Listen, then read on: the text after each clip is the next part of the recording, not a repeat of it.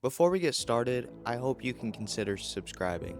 I post VR content as often as I can, and I do my best on each video. I spend a lot of time on them, so thank you in advance. Also, I really need Lego Batman: The Legacy of the Dark Knight. Please, please, I don't have the kind of money. VR has been around for a while. We could trace it all the way back to Nintendo's first attempts with the Virtual Boy. And even before then, VR was being worked on. While there has been big jumps in quality and technology, VR hasn't been at its peak until now, and we can only go higher from here.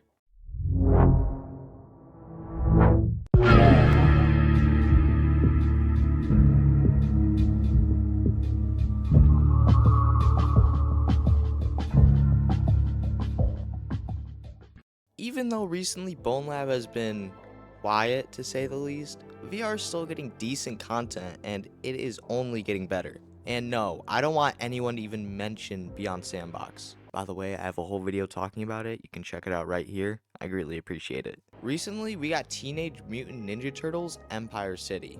Now, I haven't played the game at all, nor do I know much about the turtles, but I just have to say this game is a big win for VR.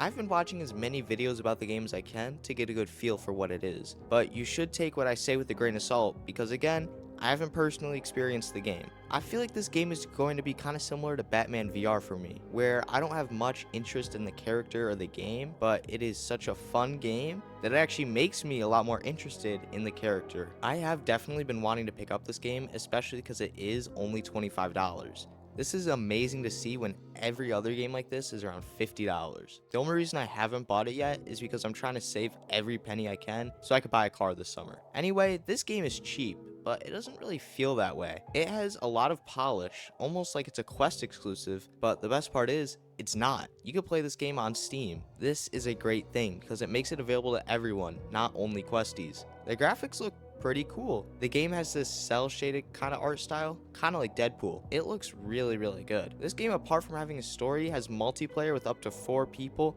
and sandbox open world areas. This game is honestly bigger than what I was expecting. I was expecting a beat 'em up type of game with just levels to go through and no bonus content. Apparently the combat is also okay. There's apparently like very minimal blocking and parrying. You just kind of swing your arms. That kind of sucks, but it isn't the worst thing. To me at least, the game seems most similar to Deadpool. Another amazing game, by the way. I love that game. And I even left class to screen record myself buying the game as soon as that timer hit 0. I was super excited for that game because I love Deadpool. And even though I don't have much interest in the turtles, the gameplay will definitely draw me in a lot more. Again, this game is only $25, so you are definitely getting a decent deal. Another VR game that came out recently was The Boys: Trigger Warning. This is a VR game set in the universe of The Boys TV show. This game is okay. I'd say it's kind of overpriced at $30. The game doesn't feel the best in general, and it almost feels like a 2016 VR game at times.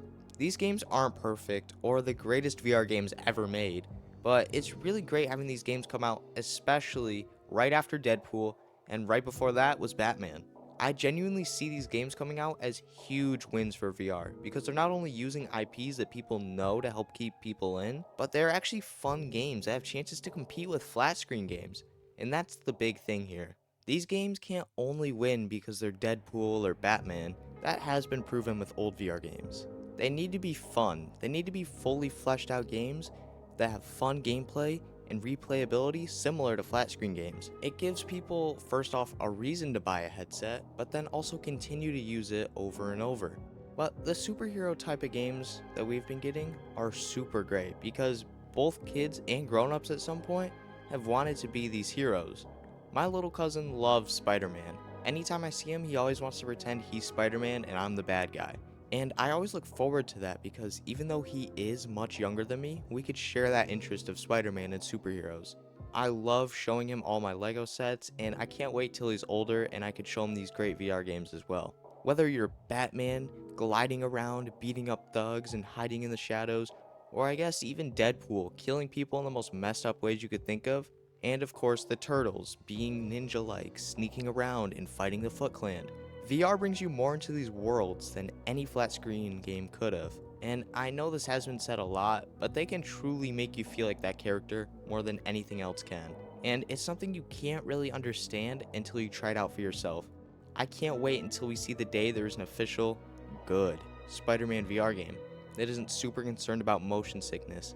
It lets you swing around the city doing flips and stopping crime like Insomniac Spider-Man. Or a Fantastic Four game where you fight Doctor Doom as Mr. Fantastic, Invisible Woman, Human Torch, or The Thing. Think about the possibilities. Smashing things and having insane strength as The Thing, using stealth and force fields as Invisible Woman, and flying around as Human Torch. There are so many possibilities. And even if done well by an indie studio not using an official IP, they sadly won't be the same or reach the same players and sales that a big AAA product would. I hope this VR content train keeps going because I feel blessed right now. It feels like Christmas. We're getting so many good games so often, and I hope it doesn't stop. Thank you all so much for watching. If you enjoyed, please like and subscribe. I hope y'all have an amazing day and take care.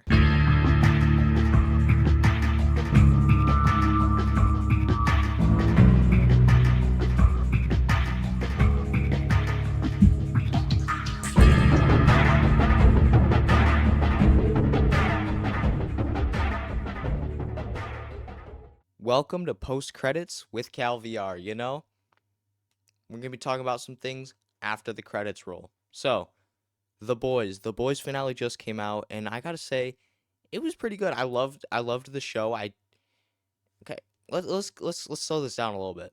My expectations for the show, I just got into it a couple months ago before the season finale, and it is way different than I thought. At first I thought, cuz I'd only seen clips of Homelander and the other superheroes, I thought it was more like I knew they were all kind of like bad people, I guess, and they were paid by the government, but I thought it was more like Avengers where they were all this big team and they had like this big common enemy in season 1 they'd fight. I don't know why I thought this, but they would have this big enemy in season 1 and then slowly after that Homelander would become more and more the villain and the heroes would try to like take him down. I had no idea about Huey or Butcher, these other people, which is just I don't know cuz they're literally the entire point of the show.